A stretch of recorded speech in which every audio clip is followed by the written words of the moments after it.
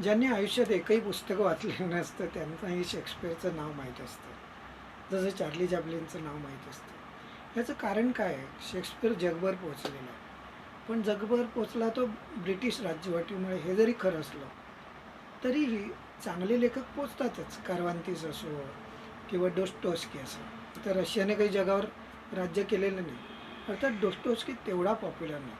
शेक्सपिअरची खासियत अशी की तो रावांपासून ते रंकापर्यंत लोकांना आवडतो.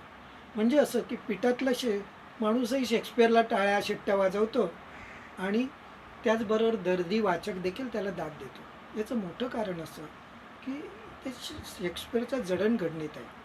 शेक्सपिअर हा गरीब नाही पण श्रीमंतही नाही अशा घरात जन्मला.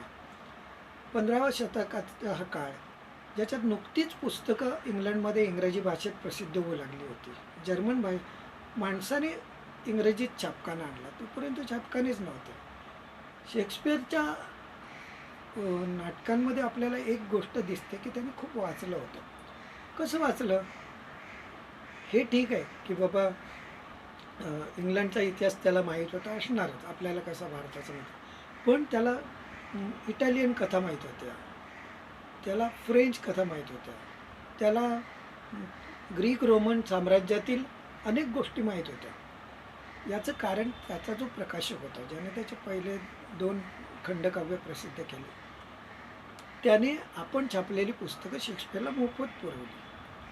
मग त्याच्यात लाईव्ज ऑफ ग्रेट पीपल हे प्रसिद्ध पुस्तक होतं, ज्याच्यात ग्रीक रोमन योद्ध्यांच्या कथा होत्या.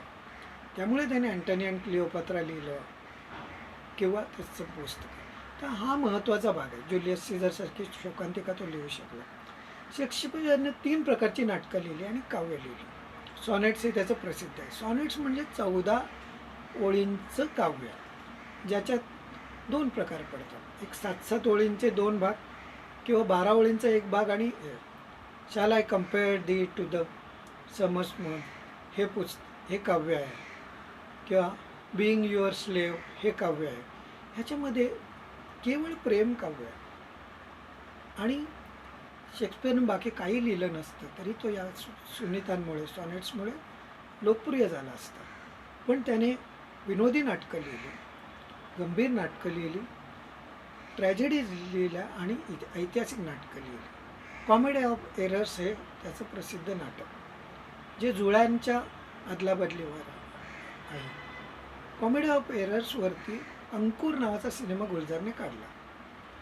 मॅकबेथ, किंग लिअर, हॅमलेट हे तर प्रसिद्धच आहे. पुन्हा ज्याने कधीही हॅमलेट वाचला नाही त्यालाही to be or not to be हे सोबत माहीत असतं. तर या झाल्या त्याच्या ट्रॅजेडीज. कॉमेडीजमध्ये अनेक नाटकं आहेत. Romeo and Juliet he comedy नाही, पण त्याचा सुरुवाती भाग विनोदाने सुरू होतो, ज्याच्यात भरपूर टाईमपास वाक्य आहेत, एखाद्या सिरियलमध्ये असतात तशी. या कारणामुळे तो विलक्षण लोकप्रिय झाला सर्व स्तरांमुळे. दुसरं असं की शेक्सपिअर काय करतो. हॅमलेटचं कथानक सांगत नाही, पण तुम्हाला माहीत असेल की त्याच्या वडिलांचा खून त्याचे काका करतात आणि मग त्याची आई काकांबरोबर लग्न करते. तो वडिलांचं आणि काकांचं चित्र घेऊन आईला दाखवतो आणि म्हणतो हे चित्र बघ आणि हे चित्र बघ, आणि खूप काही बोलतो. ते गाजलेलं स्वागत आहे.